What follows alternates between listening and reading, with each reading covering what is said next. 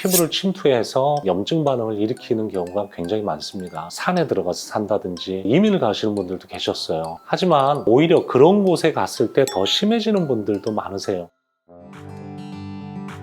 오늘은 눈이 많이 왔는데 이제 날씨가 조금 따뜻해지고 얼마 안 있으면 이제 본격적으로 봄이 되겠죠. 이제 봄이 되면 겨울철에 움츠렸던 많은 분들이 야외로 나가게 되실 텐데, 봄에는 불청객들이 있죠.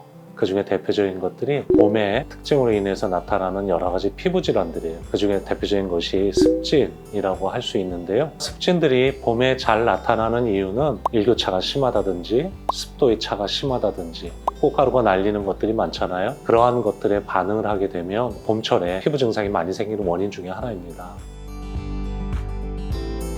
습진이라고 한다면 피부에 어떤 홍반이 나타나거나 가려움증이 나타나거나 각질이 나타나거나 수포, 물집 같은 게 잡히는 그런 질환들을 통틀어서 우리가 보통 습진이라고 얘기를 합니다.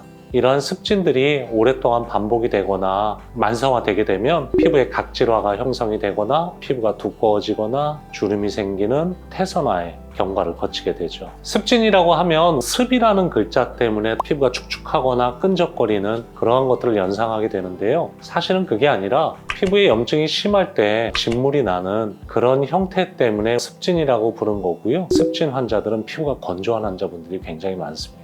그래서 피부 진피층, 피부 안에 그쪽은 많이 건조한 상태가 되고요. 그로 인해서 피부 각질이 예민해지고 약해지면서 피부에 염증이 잘 생기는 거죠.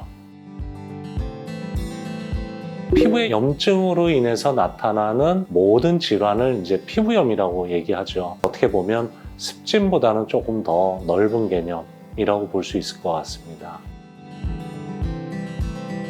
습진의 원인은 크게 두 가지로 볼 수가 있어요. 피부 바깥의 원인이 있고요. 피부 내 쪽의 원인이 있는데, 피부 바깥의 원인이라고 얘기한다면 물리적인 자극, 화학적인 자극, 강한 햇볕, 이러한 것들이 피부 외적인 원인이 될 수가 있고요. 피부 내적인 원인이라고 얘기한다면 복용을 하는 음식이나 먹는 약이나 이런 것들로 인해서 몸 안에서 어떤 알러지 반응이라든지 비정상적인 반응으로 인해서 피부 쪽에 병면을 일으키는 그런 원인들이 있습니다.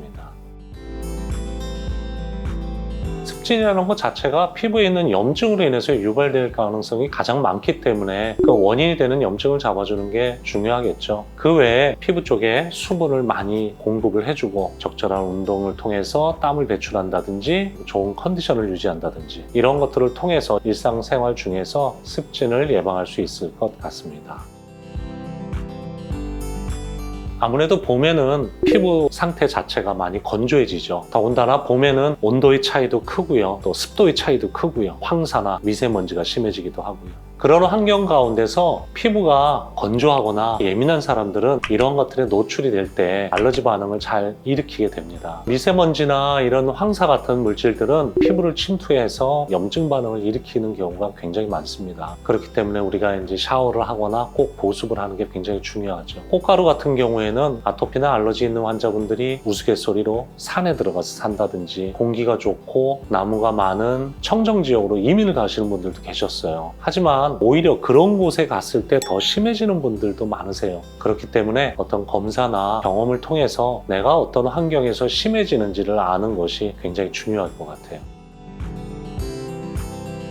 알레르기 피부염이라는 것은 피부 바깥에서의 어떤 물질이 내 피부에 접촉을 하거나 피부에 닿아서 염증을 일으키는 것도 하나의 알레르기 피부염이라고 볼 수 있고요. 알레르기를 일으키는 어떤 항원이 되는 물질이 내 몸 안에 들어와서 흡입이나 어떤 음식을 통해서 들어와서 몸 안에서 어떤 염증을 일으킴으로 인해서 나타나는 피부 질환을 전체적으로 알레르기 피부염이라고 말할 수 있습니다.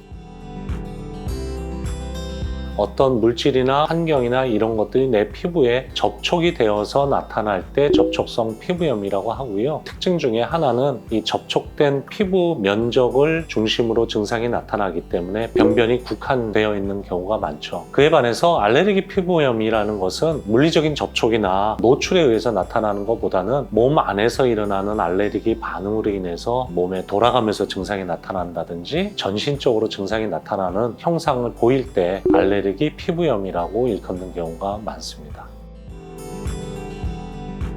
이 봄이라는 계절의 특징 때문에 그렇겠죠. 일교차가 심하거나 습도의 차이가 심하거나 이럴 때 보통 정상적으로 건강한 사람들은 우리 피부의 보호막 역할을 해주는 피부 장벽이 건강하기 때문에 피부를 보호해 주거든요. 하지만 알러지 피부염이 있거나 아토피 피부염이 있는 분들은 피부 장벽이 건강하지 않다 보니까 알러지 피부염, 아토피 피부염이 심해지는 겁니다. 알러지 피부염이 심해지는 것을 예방하기 위해서는요, 그런 환경에 가지 않는다라는 것이 중요하고요. 미세먼지나 황사나 이런 것들은 우리가 사실 피할 수가 없지 않습니까? 그런 경우에는 우리 피부를 건강하게 해주는 게 가장 좋은 방법이겠죠. 피부가 촉촉해지면 아무래도 피부 장벽이 건강해지기 때문에 이러한 것들이 우리 일상생활 중에서 봄철 알레르기, 봄철 아토피 피부염을 예방할 수 있는 방법이라고 말씀드릴 수 있습니다. 다음에는 더 좋은 정보와 새로운 정보로 다시 한번 찾아뵙도록 하겠습니다. 감사합니다.